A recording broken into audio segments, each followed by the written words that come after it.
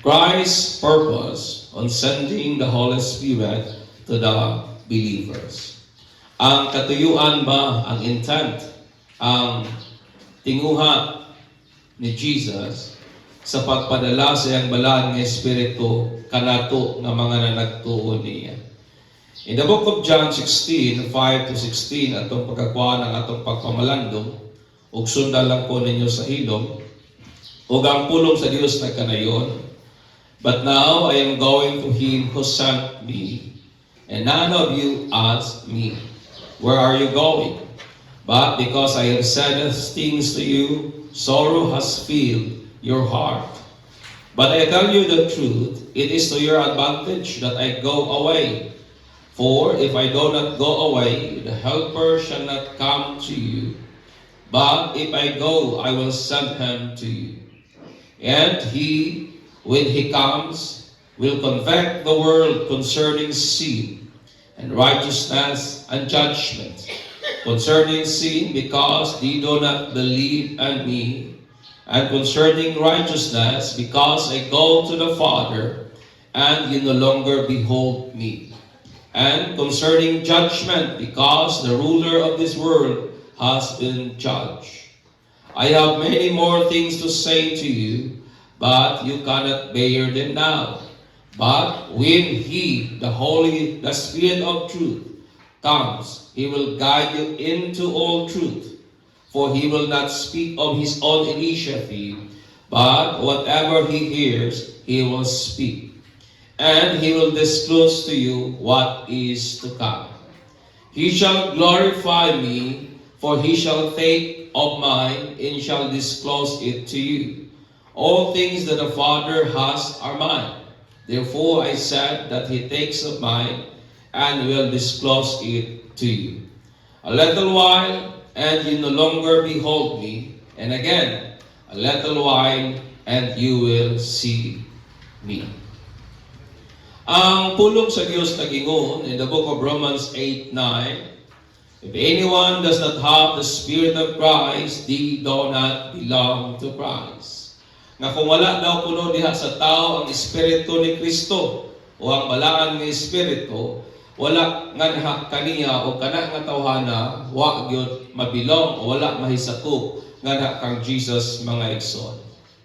O kanato atong nadawat ang balaan ng Espiritu sa panahon nga ikaw ako may receive, ikaw ako mituo kang Jesus nga siya gyud ang Messiah, siya gyud ang gipadala samahan, o siya gyud pod ang anak sa buhing Dios mga igsoon. Amen. The moment we believe, the moment we confess, anak nga mao pagtuha, atong receive ang balaan ng Espiritu mga igsoon. O ingon po si Pablo in 1 Corinthians 12:3 that no one can say Jesus is Lord except sa balaan nga Espiritu. Amen. Wala kayo makaingon o maka-confess nga si Jesus mao ang Ginoo gawas lamang sa balaan nga Espiritu mga igsoon. The Holy Spirit nga naa nato is full with regard sa iyang being.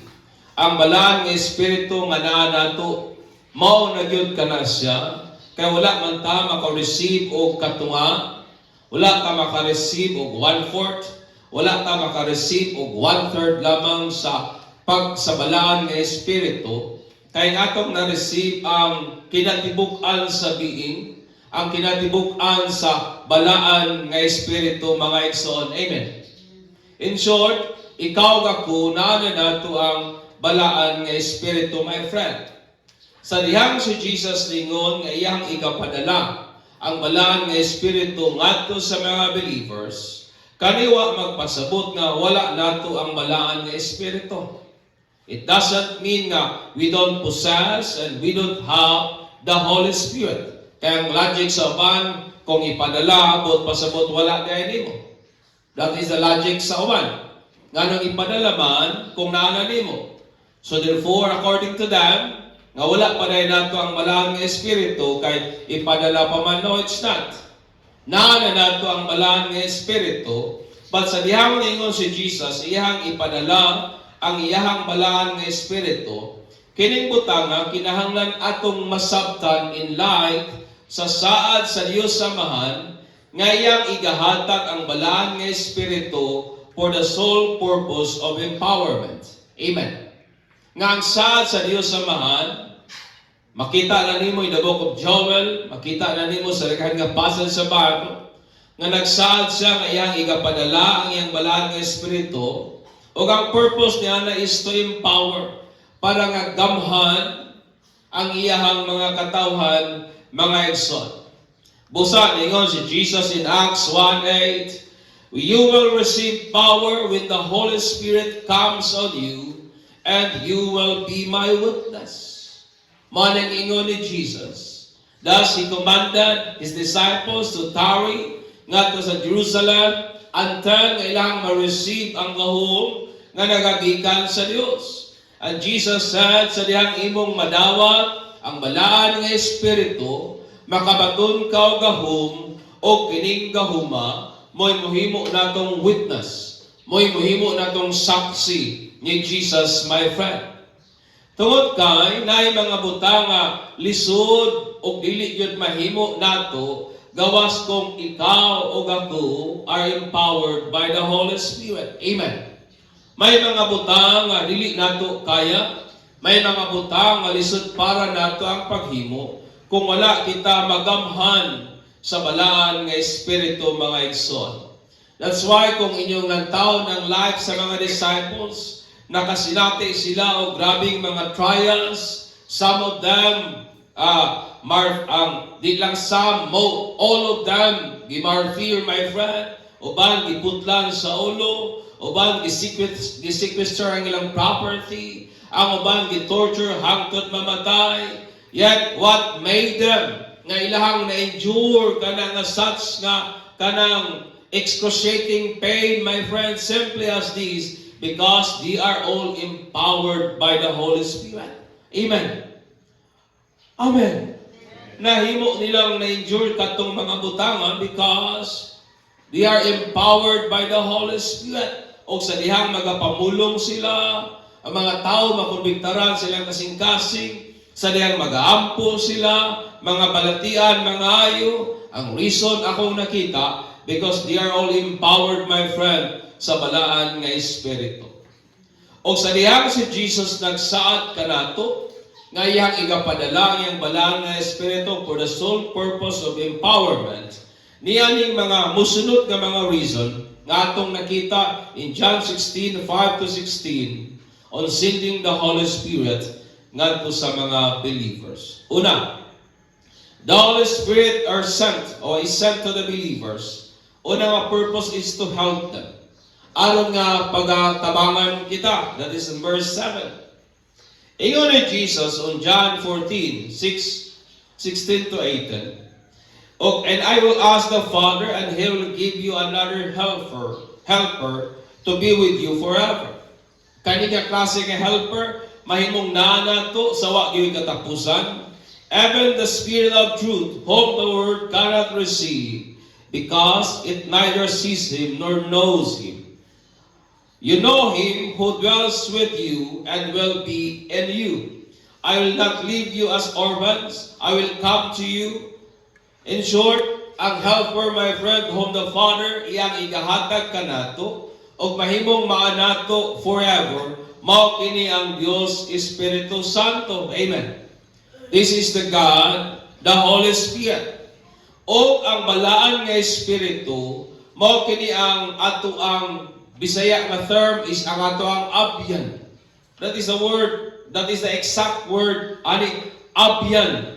It means ang atong helper o kanunay nagatabang nato, ang atong constant, ang atong ever-present, o ang ato ang walay undang nga kanang nagatabang nato, my friend.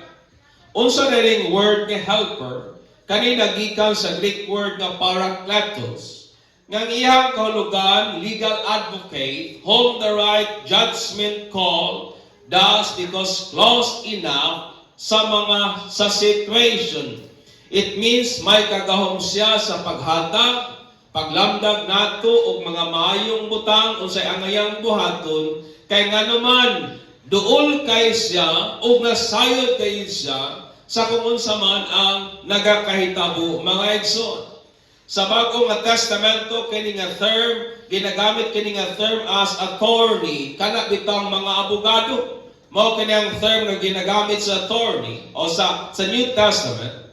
O si Vines nag-ingon siya nga ang Parakletos is primarily a verbal adjective and suggests the capability or adaptability for giving aid. In short, kining butanga nagpadayag sa iyang katakos, sa iyang kapabilidad, sa paghatag og tabang. Amen. Amen. Sa pag-extend og tabang nga kanato, o kani po ginagamit sa court of justice to denote a legal assistance. Mura kang nagatubang og hukom ba nga naay abogado nga nagabogado nimo through helping and through giving you sa mga legal nga mga tabang, my friend. Counsel for the defense, an advocate, then generally one who pleads another cause, an intercessors, my friend. Kaning balaan nga espiritu, siya ang atong advocate, siya ang sa pikas nga bahin, siya ang atong defense, sa pikas nga bahin, nagaampo pud siya nga kanato. He intercedes for us. As 1 John 2:1 nagingon, sama sa gingon ni Jesus. O sa broader nga sense, it signifies succorer, it means someone who helped, that is the work sa Holy Spirit or comforter, kanang nagahupay, nganong able siya nga mo-comfort nato, kay naaman siya kanunay. Amen. Nganong able siya makahupay nato, makatabang, tungod kay naaman siya kanunay. In short, ang balaan nga Espiritu is our constant help that is always nga naa nato, my friend. That's why ingon ni Jesus, I will send the Holy Spirit. Kay mo ni ang imong helper. Mo ni ang imong abyan. Mo ni ang imong advocate. Mo ni ang imong helper. Mo ni ang nag-plead nimo. Mo ni ang nagalig-o nimo. Mo ni ang nag-strengthen nimo. Amen. The one who encourages you. The one who is always beside you. Ug naagyo sa imuhang kasing-kasing mga igsoon. The Holy Spirit is sent to the believers. Unang reason to help us. Amen. Inay mong tapat, nakay abyan. Inay mong abyan, dili sigbin. Imong abyan, dili kanto. Imong abyan, dili ingon nato. Ang imong abyan, mao ang balaang Espiritu. Amen. Kasabot ba mo ng term nga abyan? Mga Gen Z, kasabot pa mga anak, lalong-lalong na manguna nga Bisaya, abyan. Ikaduha, the Holy Spirit is sent to the believers to convict the world concerning sin, righteousness, and judgment through them. Trabaho sa balang nga Espiritu mo ang pag-convict. Unsa rin ang word nga convict? It means to bring to the light something hidden with the implication that there is adequate fruit of wrongdoing. That is the word convict. Dalon kanya sa hayag, aron ipakita nimo ang imong sayop, nga naiigong kapasikaran, naiigong ebidensya mga igsoon. To expose, to convince someone of their error or sin. Mo na ang word nga convict. Ipadayag, i-expose, ipakita ang atong mga sayop, ang atong kapakyasan, ang atong mga sala, leading to a sense of conviction or acknowledgement of wrongdoing. Ikonbiktar ka, ipakita sa imong sayop, to the extent nga imong angkunon o imong ilhon nga naaguday kay kakulangon o kapakyasan mga igsoon. That is the work of the Holy Spirit. To confront someone about their behavior with the intent of correcting them often and a direct but loving manner. In short, ipakita sa atong self, dili to condemn us, but to correct us mga igsoon, but in a loving manner. to show someone that he have done something wrong and summon them to repent. Mao niyang trabaho sa balaan nga Espiritu, ipakita sa tao nga naasay sayop, and then agnihon dayon siya sa paghinulsol mga igsoon. And the purpose of conviction is not just pointing our fault, but with the goal of restoration and growth. Mao ni ang katuyuan. Ang katuyuan sa conviction, dili lamang tong ipakita sa ato ang atong sayop, dili lang tong ipakita sa ato ang atong mga kapakyason o kakulangon, dili tong ipakita nato kung ang atong pagkadautan o pagkamakasasala, but ang iyang pinaka-intent sa pikas nga bahin is para ma-restore kita o magtubo kita diha sa pagpangalagad sa Ginoo mga igsoon. Amen. That is the word convict. Dalon ka sa kahayag. That's why makita nimo sa Bible, pero may mingon ang Ginoo nga kadtong mga dautan dito sila magtrabaho sa kangit-ngit, but sa dihang niabot ang kahayag na expose ang ilang binuhatan. That is the same word conviction, my friend. But how does the Holy Spirit convict the word? Ginaon sa man pagkonbiktar sa balaan ng Espiritu ang mga tao. Tanawan ninyo. After the disciples received the power from on high, manifested, pinagi sa pag-speak on other tongues, dili ni unknown tongues, kundi other tongues. It means other nga language o other nga lingwahe. Peter, who was once denied Jesus, sa wala pa naka-receive sila sa gahom gikan sa Ginoo, remember? Nga si Pedro, iyang gilimod si Jesus, tulo ka higayon. O karon kining Pedro katalawan, kining Pedro nga mahinadlukon, stood before the crowd, preaching the name of Jesus. Iyang giwali si Jesus. And then sa diyang nadunggan sa mga tao ang maong mensahe, they were cut to their heart. Ang ilang kasing-kasing daw nasamad mo na ingon ang Bible. And then, ingon din sila kang Peter, o ngadto sa mga disciples, brothers, what shall we do? Unsa may angay namong buhaton? And then Peter replied, repent and be baptized, every one of you in the name of Jesus, in the name of Christ Jesus for the forgiveness of your sins, and you will receive the gift of the Holy Spirit. Amen. Ang crowd, my friend, dili to sila makonbiktaran sa ilang sala. Kadtong mga taong naminaw, dili sila masayod sa ilahang miserable nga kahimtang, dili sila masayod nga nalayo guys sila sa Dios, dili nila masayran nga dinid the Savior nga mao gyud si Jesus, o dili mahatod nila sa pag-admitar, friend, unsa may angay namong buhaton for us to be saved. Gawas kong gideklarar, gawas kong si Petro, my friend, wala niya giwali ang mga mensahe sa kalawasan. Sa laktod nga pagkaistorya, ang balaan nga Espiritu, it convict the heart of the sinners. Pinaagi nato who share the gospel of salvation. Amen. Kung gusto ta makumbiktaran ang mga silingan natong palahubog, then share Jesus. Kung gusto ta nga i-convict sa balaan nga Espiritu ang imong anak, ang imong pamilya, nga nakita nimo, they need the salvation from God. If you want the Holy Spirit to convict them, you must understand that the Holy Spirit convict the heart of the people through you who share the gospel of Christ.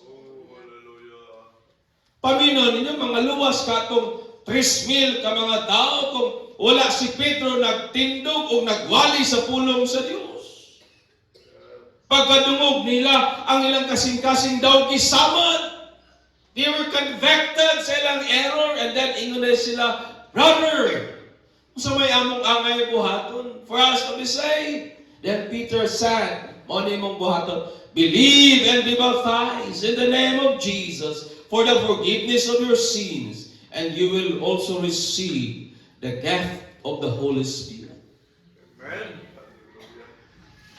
Hindi mong tapat ng balaan nga espiritu gipadala diha nimo to convict the world concerning sin, judgment, and righteousness. Pinaagi nato. In what way? By opening our mouth, by sharing, by proclaiming the Word of God. Amen. Usahay magsigil tagahulat, kanbiktaran lagi na sa balaan nga espiritu. We must understand the Holy Spirit convict the heart of the sinners through Christ's word. Ug ahaman muguwa ang pulong sa Ginoo when we share the word of Christ. Ikatulo, the Holy Spirit is sent to the believers to guide them into all truth. Dili plural ang truth, usa lang yun ang kamatuoran, my friend. In verse 12 to 13, Jesus said, nadaghan siyang mga butang, iga sulti paunta nila. But anang panahon na di cannot bear them. But ipasabot, dili pa nila kayang pasanon pa. Dili pa nila kayang alsahon ang maong kamatuoran. But sa dihang ang espiritu sa kamatuoran or the spirit of truth comes, ingon ni Jesus, siya mo'y mag-guide nila ngadto sa tibuok kamatuoran. Kining butangan nagtudlo nato that ang balang nga espiritu mo po'y mag-enable nato to bear the truth. Daghang mga kamatuoran kaniadto nga lisod para nato ang pagsabot. Daghang mga kamatuoran kaniadto nga nadunggan nato pero wa gyud nato pamasabtan because we are not able to bear anak nga kamatuoran mga igsoon. Even before and after Christ's resurrection and ascension, understand me. Human, maski sa wala pa si Jesus na resurrect o maski human sa iyang ascension nga to sa langit, daghang mga pagtulunan ni Jesus nga diin ang iyang mga disciples wala pa gid nila ma-fully understand. But human nga ilang receive ang gahom gikan sa langit, the Holy Spirit then make them able to understand the teaching of Christ. Kabalo ba mo nga si Pablo very Jewish ang iyang understanding? Huna-huna ni Pablo nga ang kaluwasan exclusive lamang sa mga Hudyo. Basta diyang yablihan sa Dios ang iyang salabutan o nasabtan niya nga ang kaluwasan para gud sa tanan. Kay naay usa ka senaryo nga ni adto si Pedro ug pagkakita niya kining mga tawhana wa pagali na bautismuhan sa tubig yet nanulti na sila lain-laing mga pinulungan. That's why ingon ni Pablo ay ingon ni Pedro pagkadalay gud ang Ginoo sa kahibulungan niyang mga buhat. And then huna-huna pagyud ni Pedro nga kining mga hintil, mga hugaw, pakitaan pa siya pananawon sa Ginoo regarding sa mga unclean nga animals, referring nga to sa mga Gentiles. Siya Pedro kuha pagkaon. Amen. Nag-abli sa salabutan ni Pedro mga igsoon nga kaniadto lisod para niyang pagsabot. And we must bear in mind that Jesus Christ mao gyud ang kamatuoran. Nga si Jesus mao ang kamatuoran o ang saad nga giya sa balaan nga espiritu ngadto sa tibuok kamatuoran always concerned to the teaching and person of Jesus Christ which is vital for life, righteousness, and godliness. Tungod kay kining kamatuoran nga ablihan sa balaan nga espiritu ang atong salabutan o ikaw ako pagagiyahan, kanunay kanang nagaputing, kanunay kanang nagalid nato sa mga pagtulunan o kung kinsa gyud si Jesus Christ mga igsoon nga mahinungdanon sa kinabuhi pagkamatarong o pagka-Diyos nun mga igsoon. Ako sa unang maglisod yung kong sabot sa Trinity. Maglisod kong sabot sa deity ni Christ. Daghang kong mga butang kaniya itong lisod yun sabtan o lisod yun para nako ang pagsabot. Pero sa hinay-hinay, ang balaan ng Espiritu, hinay-hinay nga nag-aabli o nagapasabot sa akong huna-huna. sa mga butang nga kaniadto lisod para nako ang pag-comprehend. Because it is the work of the Holy Spirit to lead us into all truth. Amen. Pagpaka nato ang Ginoo niya. Ikaw pa, the Holy Spirit is sent to the believers to speak to them whatever He hears from the Father. Mao ni ang trabaho sa balaan nga Espiritu. Istoryahan kita, pamulungan kita sa mga butang nga iyang nadungog na receive gikan samahan. Ang balaan nga Espiritu, my friend, dili kana mamulong og butang that is contrary sa pagulutan sa Dios samahan. For the Holy Spirit only speaks to the believers of things He hears from the Father. I want you to understand me.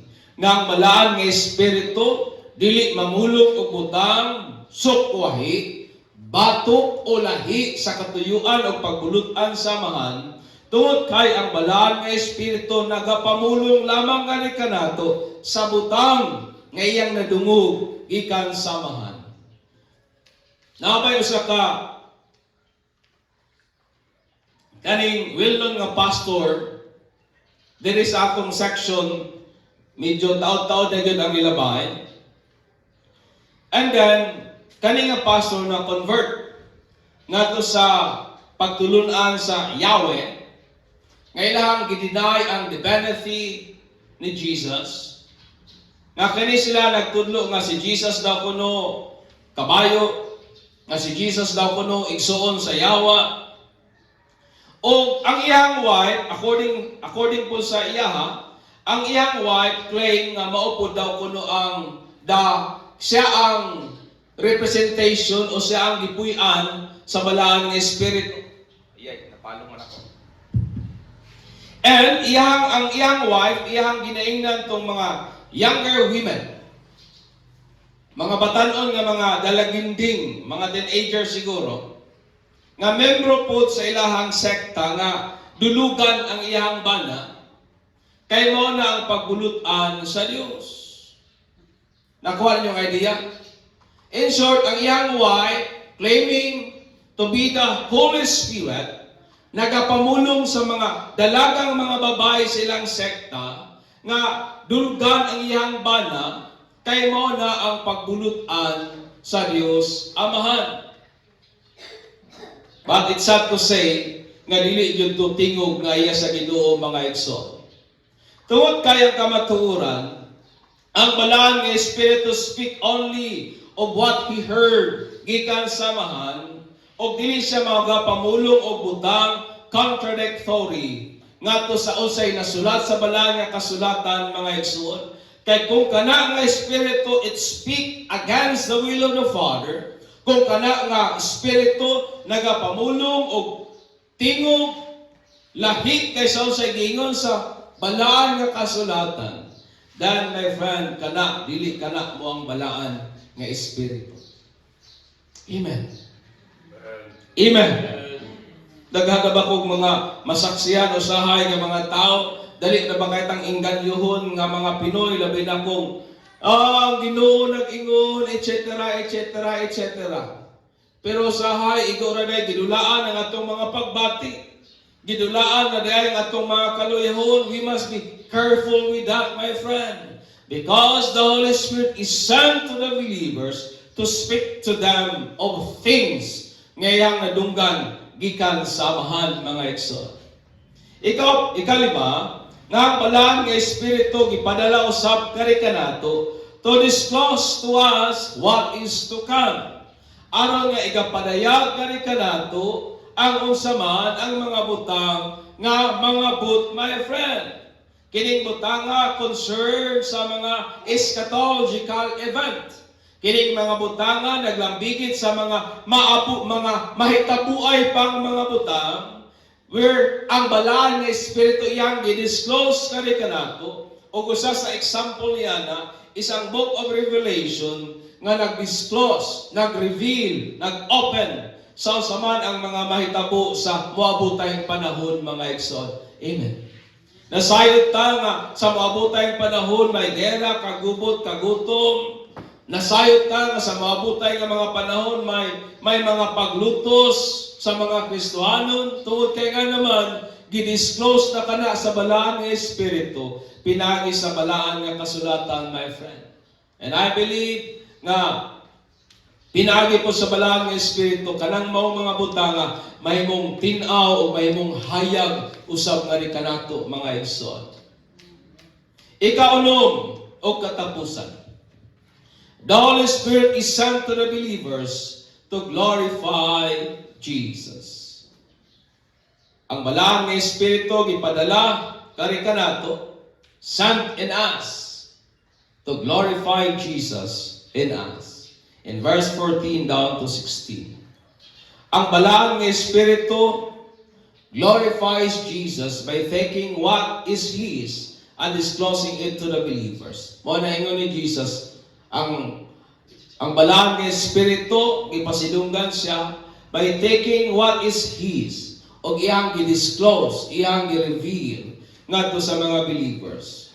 It was the work of the Holy Spirit to glorify Jesus in the lives of His disciples. Trabaho sa balaan nga Espiritu nga pasidunggan si Jesus sa atong mga kinabuhi, mga igsoon. It was the work of the Holy Spirit to bring us closer to Christ. Trabaho sa balaan nga Espiritu nga mapasuod yung takang Kristo. Trabaho sa balaan nga Espiritu nga diin mahigugma pagitagdugang kang Kristo.